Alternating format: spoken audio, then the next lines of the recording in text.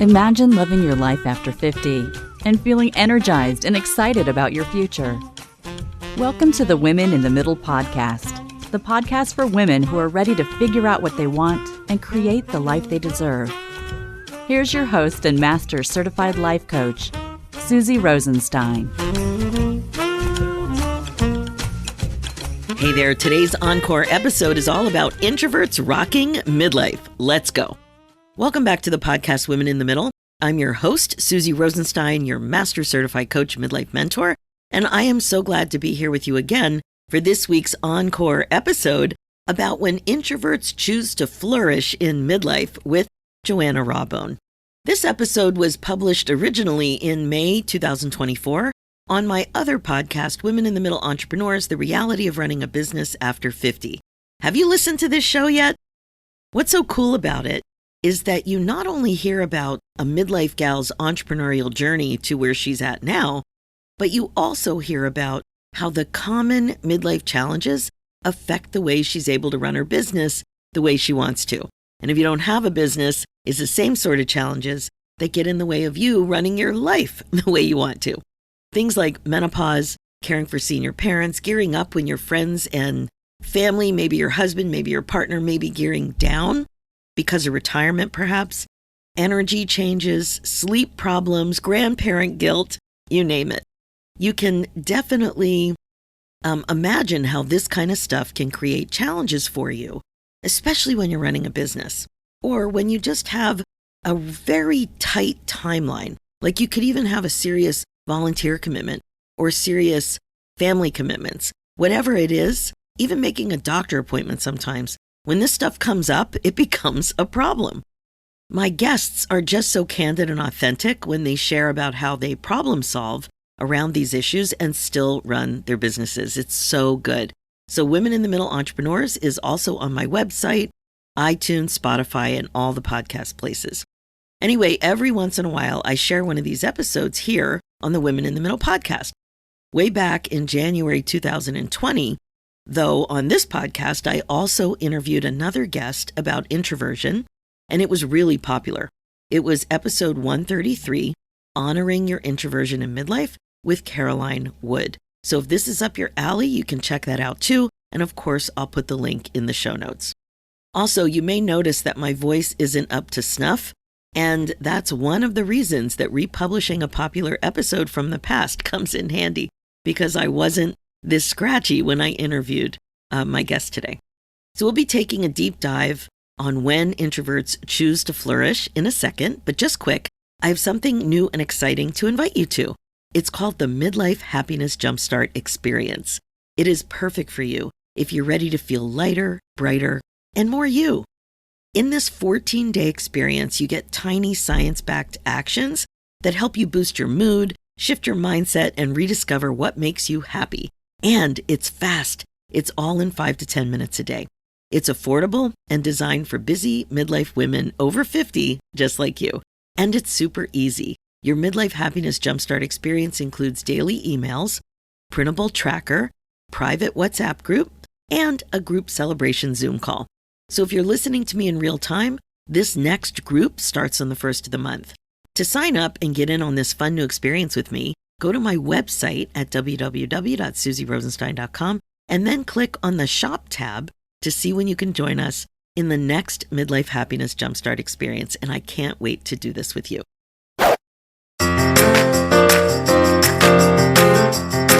Welcome to Women in the Middle Entrepreneurs, the podcast that gives you an unfiltered behind-the-scenes look at what it's really like being a woman in the middle who's over 50 and following her entrepreneurial dreams. Grab a superhero cape, girlfriend, because you deserve one. I'm your host, Master Certified Life Coach and Midlife Mentor, Susie Rosenstein, and I am excited to inspire you with interviews that feature all of this midlife amazingness. Let's go.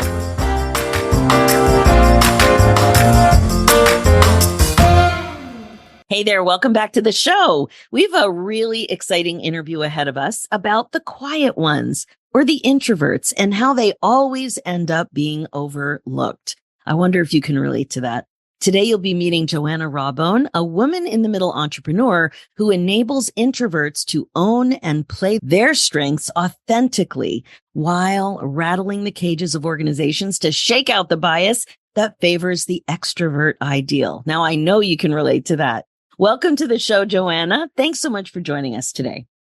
It's a real pleasure, and thank you for the invitation. Oh, absolutely. I know we're going to have a great conversation about your midlife entrepreneur story. We're going to be talking about your business, what's going really well, and also my favorite topic, what midlife issues might be getting in the way, in your way to some extent, and maybe challenging for you in your life as well, of course, as trying to run a business, being a business owner. So let's get started with how old you are, how long you've been an entrepreneur, and of course, what it is that you do in the world. Take it away. So I am 65. Woohoo! So I know in years gone by, I would have been pensionable age, but here in the UK, it keeps creeping up and up and up. So not yet pensionable. I started and I don't know that I call it an entrepreneur business. Isn't it interesting? I'm happy to refer to myself as a small business owner, but I don't know that I quite take on the mantle of entrepreneur, but I've been doing this since 1994. So I spent 19 years in British Telecom as an engineer, as a trainer, as a project manager, and they were offering voluntary redundancy schemes. I stuck my hand up 3 years running, and finally they let me go. And my plan was to take 6 months out because I'd not had a career break. I'd not had my own children. So I had worked solidly for all that time. So I was going to take 6 months out to design my business because I knew the time had come for me to work for myself. I didn't want to be answerable to anybody else. And then I picked up my first gig at my leaving do. So I never did design my own business. It just happened. It just morphed. You mean at your little going away party or tea or whatever? That's great. Yeah, I had a big party in the pub that was called the Over the Wall party because I felt like I was escaping over the wall. So that's where my journey started back in 1994. So I've seen a few recessions. I've seen a few difficult times. And it's in since 2018 that I really started to focus on what really mattered to me. So up until that time, I was working as a coach, a trainer, facilitator, working with lots of global organizations, helping their people develop their interpersonal skills, their management, their leadership skills. And then my mum died and I'd already lost my dad. So I was then an adult orphan. And you know how quite often that's a tipping point for you to reflect and think, okay, what next? And so that's exactly what I did because I thought, so what happens now? I could retire early. I could carry on doing what I'm doing, but I had this immense sense that there was something missing. So I joined a women's mastermind program and started to feel my way into what might be missing. And although I didn't find it there, I found it a bit later. I had this sense that actually I'm not done yet. I might be getting to the point of being done with all the corporate stuff. And that's when my business, Flourishing Introverts, was added to my existing corporate work. And that's fascinating. So you didn't deal with introverts specifically when you were dealing with corporate. It was more just improving communication and just helping people show up better. Absolutely. And wherever I worked in the world, what I kept noticing was the quiet ones who were often turning out really good work, but were being overlooked and undervalued. They weren't being picked up for promotion. They were almost being sidelined because they weren't hungry go-getters who would push themselves forward. And the reality is I finally got mad enough and I thought, this has to stop. So that was when I founded Flourishing Introverts on the basis that imagine a world where introverts own their quiet qualities with pride and a lived sense of equity, actually, so that we're not overlooked.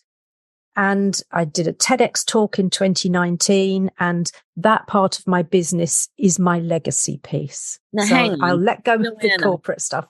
Just hang on a minute. An introvert doing a TED Talk, right? Come on. That has got to be one of the scariest things in the world for most people to think about. So what was the story? Like, how did you decide to make that a priority?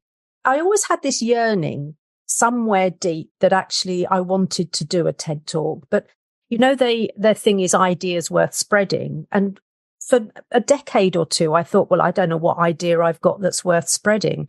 And then when Flourishing Introverts was born, it's like, that's the idea I want to spread. And you're absolutely right. It is singly the most scariest thing I've ever done. I've emceed events of over 1,000 people. I've spoken in front of audiences of over 500.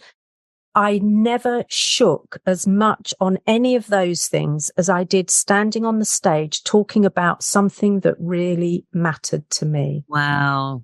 It was really personal, and that was scary. And you did it anyway. I did it anyway. And when people, I pick it up, not everyone does, but when I listen really closely, I can hear a point at which my voice almost breaks because I ended up saying something that I didn't know I was going to say. You're supposed to rehearse it because the one we did, you couldn't have notes. There was no kind of, no screen in front of you. You can't see my face as a listener right now, but my jaw just dropped. Literally no notes, no little prompter. Oh my goodness. Yeah. And so when I heard myself say that I'm prepared to be the voice of the unheard introvert, the hairs on the back of my neck and on my arms raised, I got goosebumps and my voice literally almost broke in that moment because I thought, actually, yeah, that's why I'm on this stage. I am being the voice of the unheard introvert. You're speaking your truth. Yeah. Wow. Yeah. Oh, I love that you noticed with everything else going on at that moment that you actually noticed your physical reaction enough to learn from it, and to really be present, not just with your audience, but with yourself.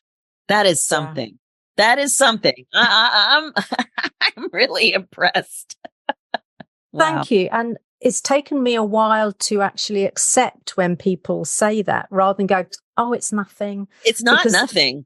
Exactly. And I noticed that's one of the patterns that many introverts do is we kind of discount and we don't take on board the compliments or the bits of feedback. And I think it's really important that one of the things I'm learning as a woman in the middle, actually, is I care less what people think now, or I mind less. I still care, but I mind less, to use Byron Katie's phrase. Yeah. And I am braver when it comes to speaking my truth because I get that visceral, that real reaction when I know that actually I am speaking my truth and it's a truth that the world needs to hear.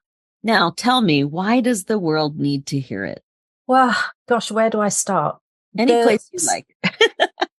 The stats will tell us that up to 50% of any population identifies as an introvert. And yet, from education onwards, everything is geared up towards the extrovert ideal.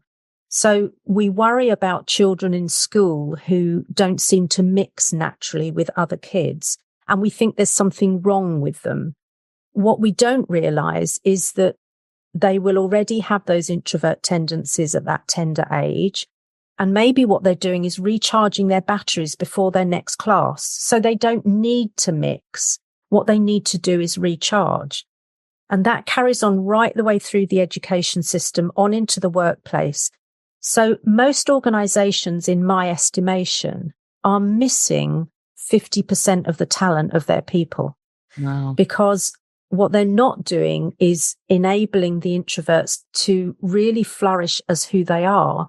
Many of them are doing what I did, which was pretend to be more extroverted for 2 decades until I hit introvert burnout. I'm surprised I didn't hit it earlier, to be honest. And then that's it. We give up at that point because we think, actually, if I can't be who I am, I'm out of here. I'm not going to do anything. So organizations are missing so much talent. Now, whether that's a small organization, a small family run organization, or whether it's a big multinational, the quiet ones with so much value to add are not being allowed airtime and not being given airtime. Wow. That is a very serious thing. When you look at the corporate world today or anybody hiring anybody, there's such discussion about turnover and the value of, keeping a trained professional. Yeah. And the problems start often with recruitment in organizations. I've worked with recruiters who will mark people down in some way. If they take time to answer a question, they'll say they weren't sure of themselves. They lack confidence. They didn't know what they wanted to say. The thing about introverts, extroverts, and there are so many misconceptions still, is that we are not antisocial. We're selectively social. It depends on how much charge we've got in our social and emotional battery. We're not depressed. We're not loners. We're not misanthropes. We don't hate people. Some introverts are also misanthropes, but those two don't automatically go together. And so one of the things we need to do is actually understand the difference between us. So I go back to Jungian psychology on this. I'm a Jungian, not a Freudian. I go back to Jungian psychology, where what he talked about is introverts look inwards to themselves. They get their energy from within. Extravert, and he said extra, not extro, extraverts get their energy from external sources. So we're quiet when we're recharging. Once we're recharged, we can get back in the conversation again. Simon Sinek, I think, has the best way of describing this. What he says is that introverts wake up every morning with 5 coins, and every big interaction they have costs them a coin. And so very soon they are broke, they are depleted, they are out of coins. Extroverts wake up with 0 coins, and every big interaction they have, they gain a coin. So they're busy getting rich during the day from all the interactions. So the very thing that drains us is what charges the extrovert. So it's not that we're broken in need of fixing. It's just that we get our energy from different sources. And then there's the communication process different. So extroverts typically, I'm making a bit of a generalization, but it's not far off, have a say, think, say process. So you ask an extrovert a question, they'll give you an answer, and it's like a stream of consciousness. They'll make sense of it as they're talking. In fact, I have a very dear friend, Matthew, who says I speak in order to understand what I'm thinking. Exactly the opposite for introverts. We think, then speak, and then reflect again. So it takes us longer to respond because we're thinking through what is our point of view on this, what are the right words to use, and therefore sometimes miss the opportunity in the conversation because we haven't jumped in the way that an extrovert does. But of course, both of those have value. Both of those bring something to conversations, be they business or personal conversations. That is so good. Thank you for referencing that idea and then explaining it so clearly. So with your work, are you working with the introverts, or are you also working with, or maybe are you also working with companies to better enhance the potential of their employees? Both. So I work with individual introverts, either one-on-one coaching or group coaching. I have got some training programs that they can do for the ones who really enjoy self-study, because typically introverts aren't that good in learning in groups unless we're in groups of introverts. And then it's different, actually.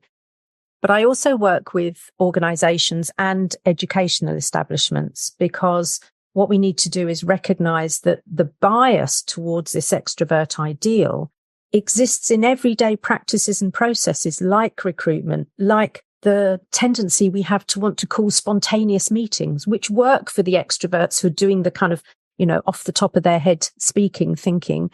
But it doesn't work for the introverts who actually want to reflect and think about what their perspective is before they pop it into the room. I also, and I talk about this in the TED Talk, somebody who used to design assessment centers would say that people again get marked down if they only contributed once. So they're marking the quantity of contribution, not the quality of contribution. Terrible. Exactly. And when she designs assessment centers now, what she does is that she actually, after the group discussion, which there usually is in an assessment center, She then builds in a reflective exercise to get people to reflect on what happened during that exercise, what the contributions were about, what the outcomes were. And that's where introverts really come into their own. So we then get a much more balanced perspective on recruitment or, promotion, whatever it happens to be. So there's a lot of work that needs to be done in organizations to shake out the bias, because it's part of the DEI agenda. It is neurodiversity we're talking about here, because functional neuroimaging studies show that the brains of introverts and extroverts light up differently when stimulated in the same way. So this isn't just about, I want to behave like this. We are wired differently. So my phrase now is, I'm not weird, I'm wired differently. That's great. And I would imagine too, that from an introvert who doesn't really understand and have perspective of bias, or even that some of their way of showing up in the world, their ways of showing up are strengths. Yeah, absolutely. Some of the best world leaders and business leaders are introverts. And yet you're right. We don't tend to recognize those quiet, calm strengths that they have. The ability for an introvert quite often to be a servant leader, which is what we need these days. We need the servant leader. We need the empathic leaders. We don't need the right chaps, follow me kind of leaders anymore. We don't necessarily need the big charismatic leaders. We need leaders who are prepared to work in service of their teams, in service of their people, in service of their clients.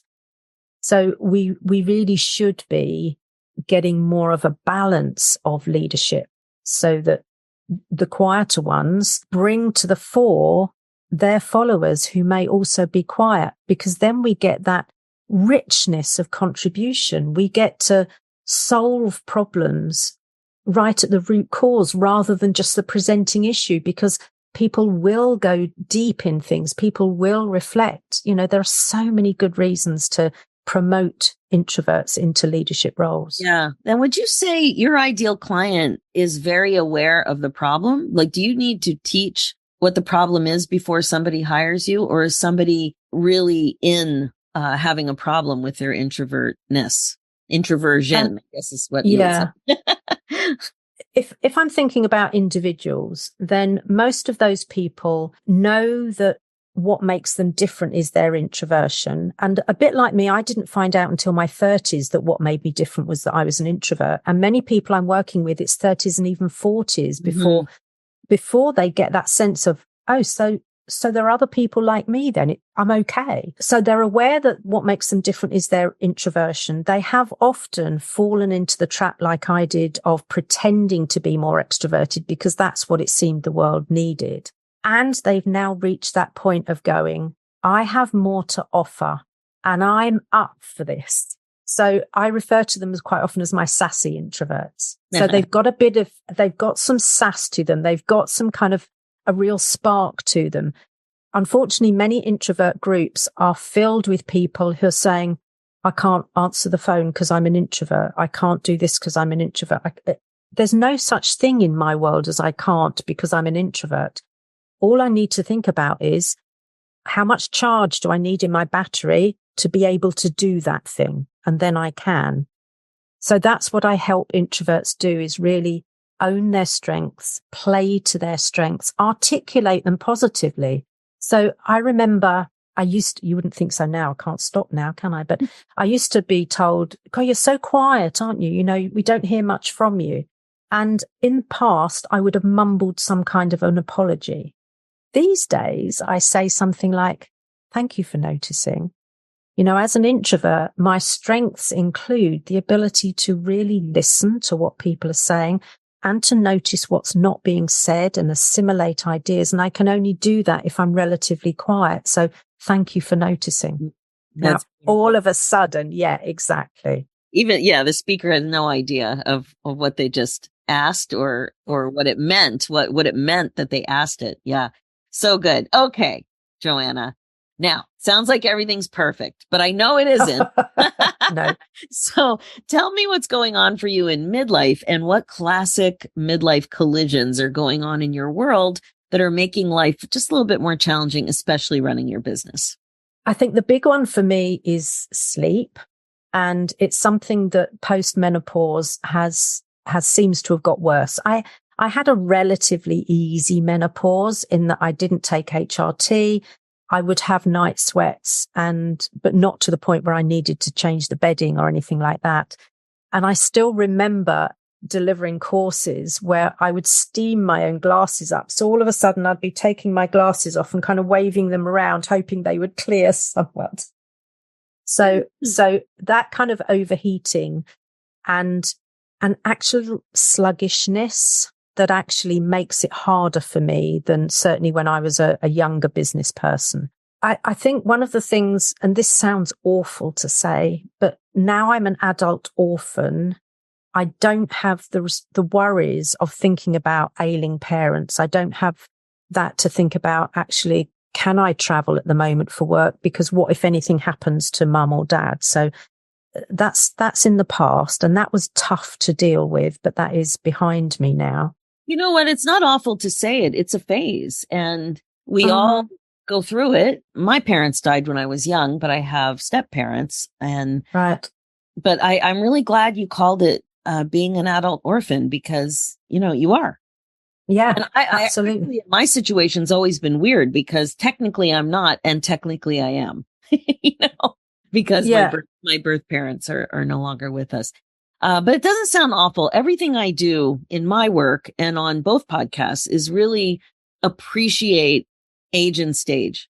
And I'm just shining a spotlight on it, because it's not just that you're an entrepreneur. It's not just you're a woman entrepreneur. You are a midlife woman running a business. And you are an entrepreneur, by the way. I know you said at the beginning you're not. So funny. But it's a difference. It makes a difference with our priorities, the reality of our responsibilities, the reality of some of the physical things that are very common for us to deal with and go through, sometimes, if not all the time, whatever. Like it's real. It's real. It is. It's kind of, this phase reminds me of when I did have babies and I was pregnant. Everybody was okay talking about pregnancy. Nobody's okay talking about, well, now it's a little different with breastfeeding, but I did not get the real scoop about breastfeeding. It was like a conspiracy. Everything is just perfect. Nothing hurts. It's easy. I was committed to it, and it hurt, and it was challenging. And then when I had under 3.5, it was really challenging. So wow, it was, I barely remember that. So I barely remember anything from that phase. But I do find that there's not a lot of people talking about what's really going on when you're trying to run a business in midlife and dealing with this extra stuff. So don't feel awful. It's a reality. You had that phase, now you're in a different phase. It is. And one of the things I found fascinating is as I was, I'm now 65. So as I was approaching my 60s, mid to late 50s then, I did quite a lot of work in the Middle East, and I was working in Doha with nationals, and my brief, it was for a big oil company. My brief was to bring the men and the women, the ladies as they call them, together so that they would communicate and interact. Well, if you know anything about that culture, that's quite rare actually. And so I knew I had quite a tough brief. What I hadn't quite anticipated was that for that culture, they seem to respect their elders. So the fact I had grey hair really helped. And I had a lot of the young men who would come and seek my counsel, who would take advice. And I knew I'd made it when one of the Arab men came and offered his hand to shake mine, because you certainly don't offer your hand first. And it was like, actually, that's huge respect coming from that culture. And interestingly, because that happened around that mid to late 50s, and I've got to say that my 50s were better than my 40s, and my 60s have been better than my 50s. So for anyone who's working up through this, don't think that life ends, because far from it. But that gave me a lot of confidence to think, actually, yes, I'm grey-haired, but that just means I've got a lot of wisdom. I've got a lot of experience that I can now share with people.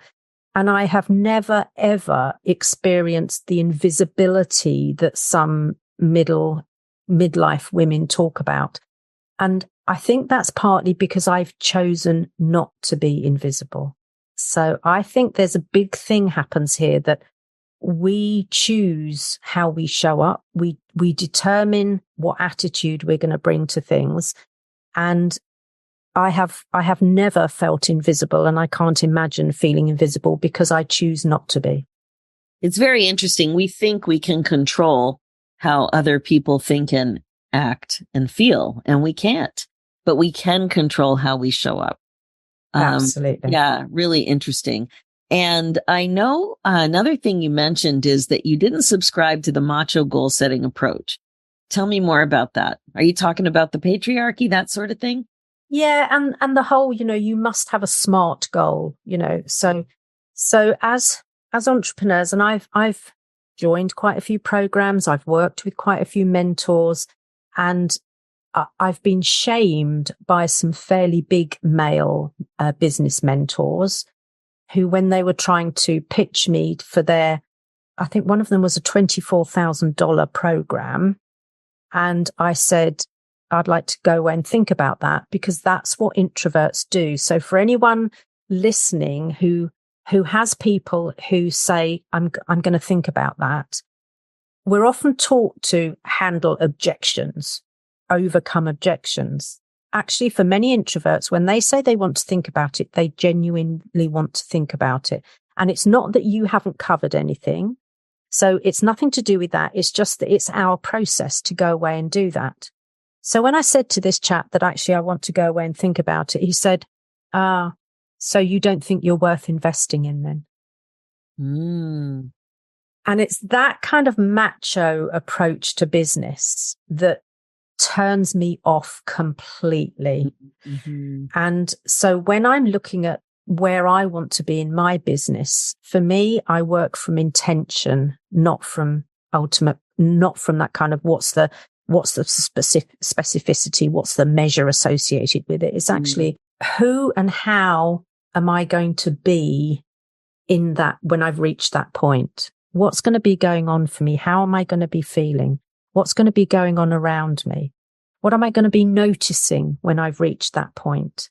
And so for me, it's much more nuanced than just that kind of SMART goal setting, which I find very macho. Right. It's not cut and dry. Not at all. Mm-hmm. No. Interesting. Okay. So tell me what you think. Tell me a little bit about your experience being an older and, of course, wiser woman as an entrepreneur, as a business owner. You said you don't see the visibility thing showing up for you. Is there anything that you notice about being that age? It's interesting to be able to separate whether it's age or introversion. Yeah. So I can definitely talk about the fact that one of the things I struggle with, so you asked a few questions ago, kind of, not everything's always rosy. Mm-hmm. And one of the things that I do struggle with is the whole sales piece, because, and it's taken Matthew Pollard's work to help me realize what great salespeople introverts can be. But I'm also, I think, so much more empathic now as an older woman. And I tend to see the kind of ripple effect of things. And it's one of the reasons why I'm really happy not to push people to buy stuff from me.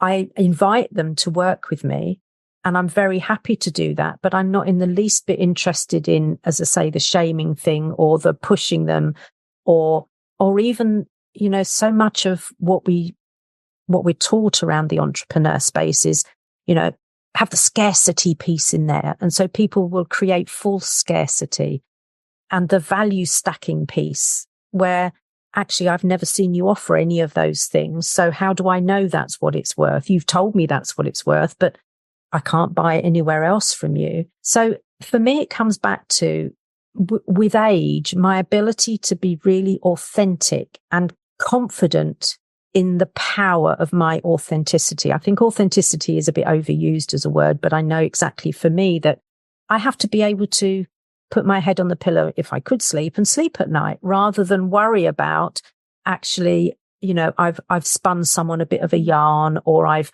fabricated something. So I have to be able to stand full square behind everything I do and know that actually that's aligned with who I am and where I want to be going. Mm-hmm. alignment doesn't feel like a struggle. It feels like you're just totally solid in the goal of alignment. Absolutely. And I wasn't laughing at you when you made your little joke about if you could sleep, but it really did strike me funny. Yeah. And you also, about appearance, about gray hair, wrinkles, and you said softness, which I thought was such a beautiful way in your notes. But certainly, I have heard a lot of people talking about gray hair in my community, and in response, people requesting that I do more episodes about it and about the decision to go all gray. I don't have a lot of gray hair, so it's nothing I deal with yet. I just have tiny little strands that sparkle in the sun. Sparkle. So I don't think that is where the real pain comes from for some women about gray. But you've embraced your gray. So was that ever an issue for you? You're all gray and beautiful. Thank you. No, it was never an issue. And, I wish people could see, because the front of my hair is actually really white and then it gets a bit darker around the back. And I wish it would all go the really white that's at the front. It's never been an issue. And it's also, in a way, so much more convenient because I don't spend hours in the hairdressers. I don't spend so much money, having to have my roots done or my color done or whatever that is. So environmentally and from a health perspective, I think it's better.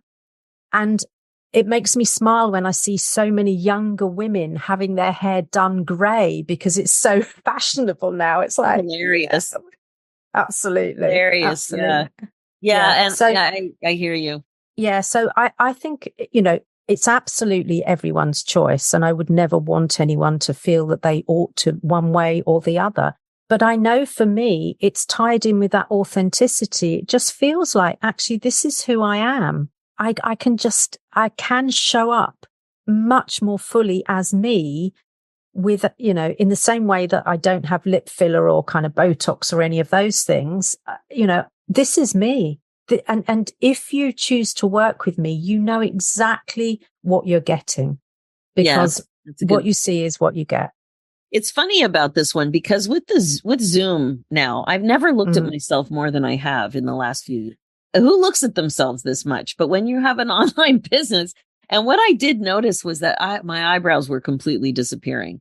Oh, so snap, right? Like that was something I never expected and I never thought about it. And then all of a sudden they were disappearing. So I feel very out of place thinking about it so much and purchasing things that are the wrong color and the wrong product and whatever. So I definitely end up wasting a lot of money there, but that is something I am a little focused on finding, because then I had somebody in my academy, in my group program, who it was an expert on makeup for women over 50. And in fact, she was in her 70s and absolutely stunning and so knowledgeable.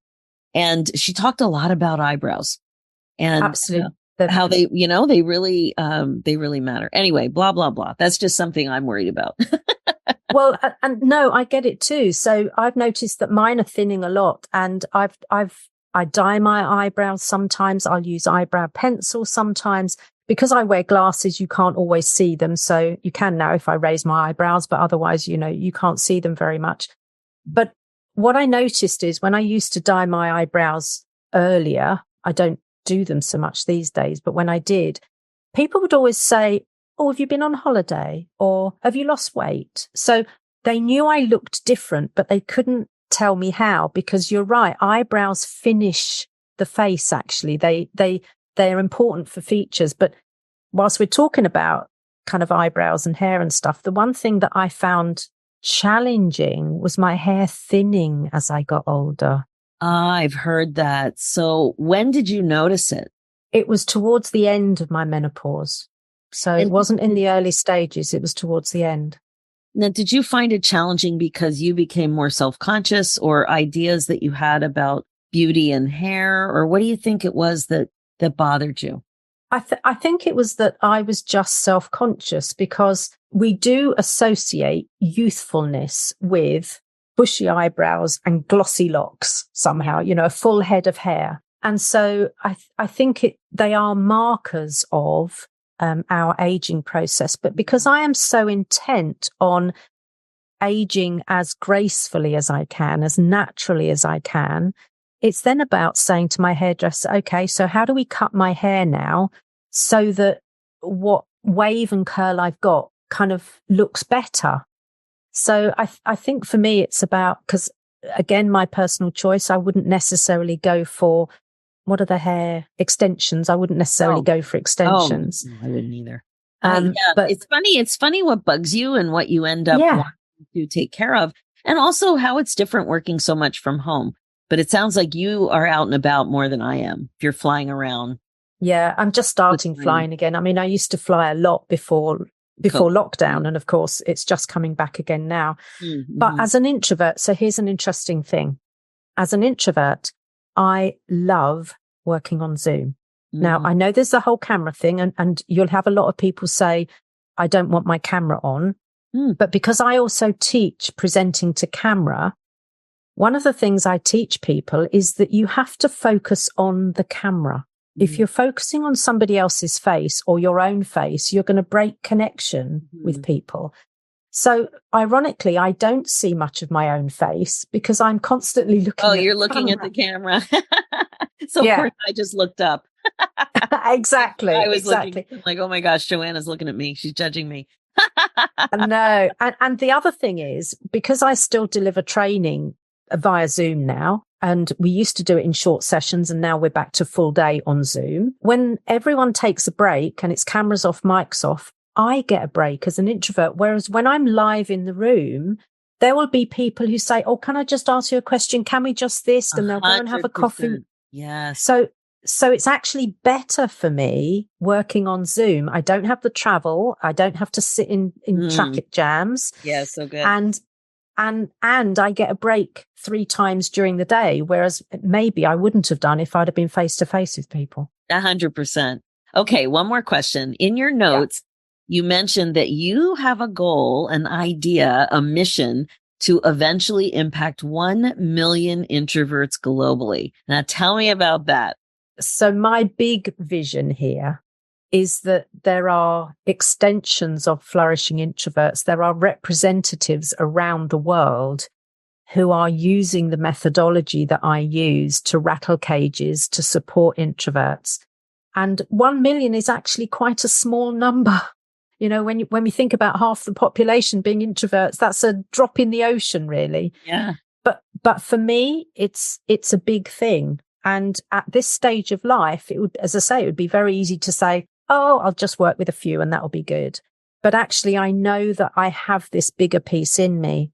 And I was talking to somebody about fulfilled life and those 3 enduring components of a fulfilled life, one of which is legacy. And I absolutely know that I'm doing this because there's a legacy piece here. But then I read a guy's quote. I think it was, can't remember his name now. But what he said is legacy is not about leaving something for people. It's leaving something in people. And that's why I'm doing this, to leave in those 1 million people this sense that they are enough, that they are okay who they are, that they have great skills and qualities that the world needs. And we just need them to believe in themselves more and step up authentically. Yeah. Oh, that's so good.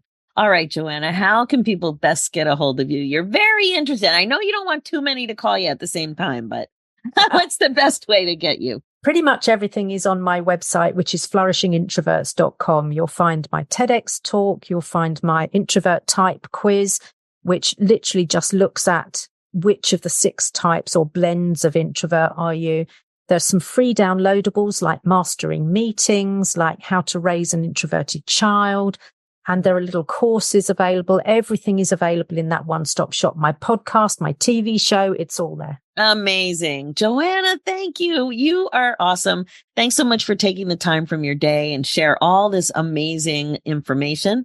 I'm sure that 50% of the audience loved it. The other 50% is thinking about an introvert that should listen for sure. So I really, really love what you're doing. You've been so authentic and I really appreciate it. Thank you so much. Thank you. I've really enjoyed our time together. All right, that's it for now. If you're listening and loving what you hear, please like and subscribe. Reviews are great too and much appreciated. And if you're a woman in the middle who's 50 or over and an entrepreneur and would like to also come on the show, please go to www.midlifeinterviews.com and fill out an application. We'd love to have you on to share your story. Thanks so much for listening. It's never too late for you to put yourself on your agenda. I'm Susie Rosenstein, and I'll talk to you again soon. Now, real quick, before we say goodbye, if you are connecting with the show and are finally ready to make some changes to regret-proof your life, I want to invite you to apply for the Women in the Middle Academy. It's my transformational midlife group coaching program to help you get clear about what's getting in your way so you can get on with the good stuff. Head over to www.womeninthemiddleacademy.com. Talk soon.